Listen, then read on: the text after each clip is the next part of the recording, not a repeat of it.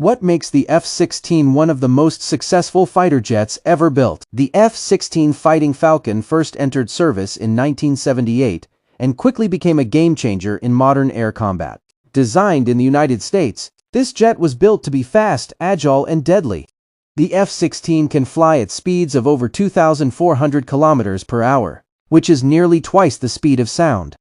It carries advanced missiles, bombs, and a powerful cannon, making it effective in both air-to-air and air-to-ground missions. One reason for its success is its incredible maneuverability. Pilots often describe it as one of the easiest fighter jets to control during combat.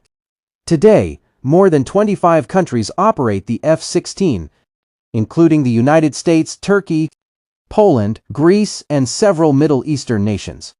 Over 4,600 F-16s have been built, making it one of the most widely used fighter aircraft in history. Even after more than 4 decades, the F-16 remains a symbol of speed, power, and modern military aviation.